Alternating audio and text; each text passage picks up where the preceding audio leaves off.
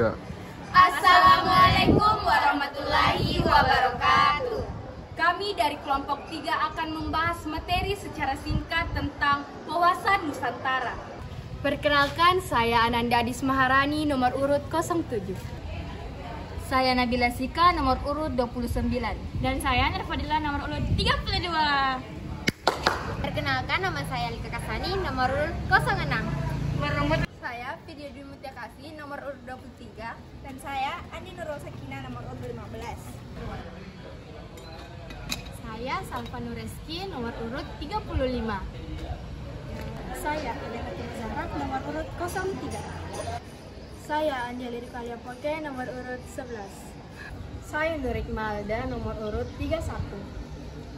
Wawasan Nusantara pada dasarnya merupakan cara pandang terhadap bangsa sendiri. Kata wawasan berasal dari kata wawas yang berarti melihat atau memandang.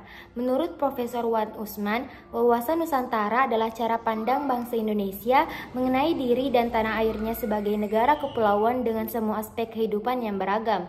Hakikat wawasan Nusantara adalah keutuhan Nusantara dalam pengertian cara pandang yang selalu utuh, menyeluruh dalam lingkup Nusantara demi kepentingan nasional. Asas wawasan Nusantara merupakan ketentuan atau kaidah dasar yang harus dipatuhi, ditaati, dipelihara, dan diciptakan demi tetap taat dan setianya komponen pembentuk bangsa Indonesia terhadap kesepakatan bersama. Adapun asas wawasan Nusantara sebagai berikut. Yang pertama yaitu kepentingan yang sama, kedua keadilan, ketiga kejujuran, keempat solidaritas, kelima kerjasama, dan kesetiaan terhadap kesepakatan bersama untuk menjadi bangsa dan mendirikan negara Indonesia yang dimulai, dicetuskan, dan dirintis oleh Budi Utomo pada tahun 1908. Wawasan Nusantara memiliki kedudukan sebagai wawasan nasional bangsa Indonesia yang merupakan ajaran yang diyakini kebenarannya oleh seluruh rakyat Indonesia agar tidak terjadi penyesatan ataupun penyimpangan dalam mewujudkan cita-cita dan tujuan nasional.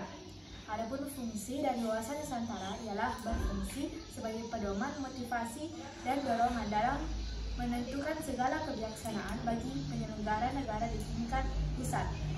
Adapun tujuan dari wawasan Nusantara ialah bertujuan untuk mewujudkan nasionalisme yang tinggi di segala aspek kehidupan rakyat Indonesia yang lebih mementingkan kepentingan nasional dibanding kepentingan individu. Aspek Trigatra dan Pancagatra dalam wawasan Nusantara. Konsep wawasan Nusantara merupakan suatu konsep di dalam cara pandang dan pengaturan yang mencakup segenap kehidupan bangsa yang dinamakan Astragatra, yang meliputi aspek alamiah Trigatra dan aspek sosial Pancagatra. 1. Aspek-aspek Trigatra. A. Letak dan bentuk geografis. Jikalau kita melihat letak geografis wilayah Indonesia dalam peta dunia, maka akan nampak jelas bahwa wilayah negara tersebut merupakan suatu kepulauan yang menurut wujud ke dalam terdiri dari daerah air dengan ribuan pulau-pulau di dalamnya. B. Keadaan dan kemampuan penduduk. Penduduk adalah sekelompok manusia yang mendiami suatu tempat atau wilayah. Adapun faktor penduduk yang mempengaruhi ketahanan nasional adalah sebagai berikut.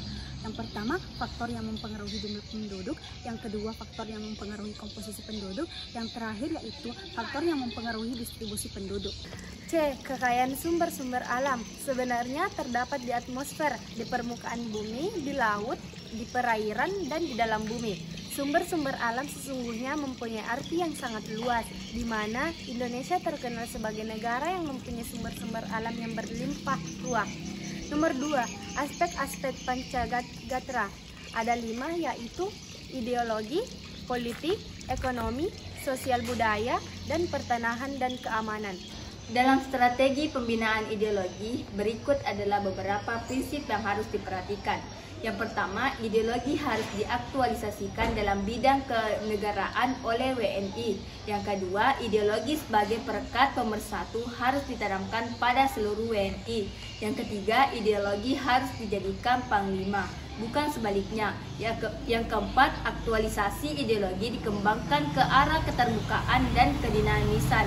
Yang kelima, ideologi Pancasila mengakui kenegaragaman dalam hidup berbangsa dan dijadikan alat untuk menyejahterakan dan mempersatukan masyarakat. B. Politik. Politik diartikan sebagai asas, haluan, atau kebijaksanaan yang digunakan untuk mencapai tujuan dan kekuasaan. Kehidupan politik dapat dibagi ke dalam dua sektor, yaitu sektor masyarakat yang memberikan input atau masukan dan sektor pemerintah yang berfungsi sebagai output atau keluaran. Sistem politik yang diterapkan dalam suatu negara sangat menentukan kehidupan politik di negara yang bersangkutan. 4. Ekonomi. Kegiatan ekonomi adalah seluruh kegiatan pemerintah dan masyarakat dalam mengelola faktor produksi dan distribusi barang dan jasa untuk kesejahteraan rakyat. 5. Sosial budaya. Sosial budaya dapat diartikan sebagai kondisi dinamika budaya bangsa yang berisi keuletan untuk mengembangkan kekuatan nasional dalam menghadapi dan mengatasi ancaman, tantangan, halangan, dan gangguan. 6. Pertahanan dan keamanan. Pertahanan dan keamanan diartikan sebagai kondisi dinamika dalam kehidupan pertahanan dan keamanan bangsa Indonesia yang berisi keuletan dan ketangguhan yang mengandung kemampuan mengembangkan kekuatan nasional.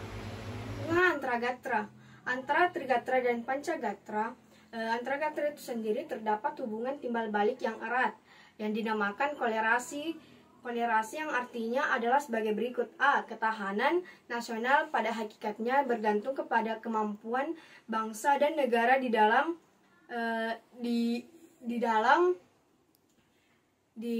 mendayagunakan secara optimal. B. Ketahanan nasional adalah suatu pengertian holistik, yaitu suatu tahanan yang utuh, menyeluruh, dan terpadu. C. Kelemahan di salah satu gatra dapat mengakibatkan kelemahan di gatra lain dan mempengaruhi kondisi secara keseluruhan. Sebaliknya kekuatan. Selanjutnya D. Ketahanan nasional Indonesia bukan merupakan suatu perjumlahan ketahanan segenap gatranya, melainkan suatu resultan keterkaitan yang integrafis dari kondisi-kondisi dinamik kehidupan bangsa. Serta warga negara mendukung implementasi wawasan kebangsaan. Yang pertama, implementasi wawasan Nusantara dalam kehidupan politik akan menciptakan iklim penyelenggaraan negara yang sehat dan dinamis.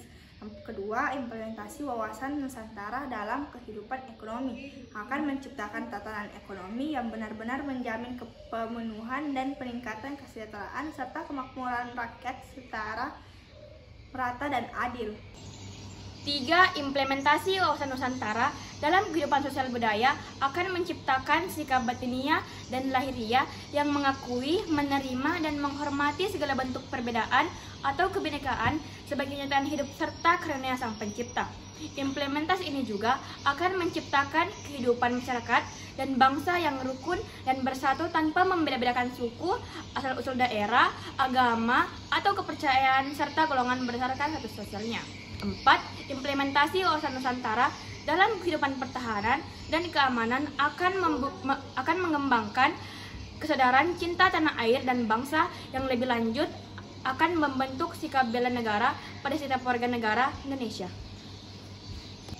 Dari penjelasan-penjelasan sebelumnya dapat dipetik kesimpulan, yakni wawasan Nusantara ini penting bagi bangsa Indonesia karena dapat menjadi pedoman, dorongan, motivasi, dan rambu-rambu dalam menentukan segala keputusan, kebijaksanaan, tindakan, dan perbuatan bagi penyelenggara negara di tingkat pusat maupun daerah untuk seluruh rakyat Indonesia dalam kehidupan berbangsa, bermasyarakat, dan bernegara.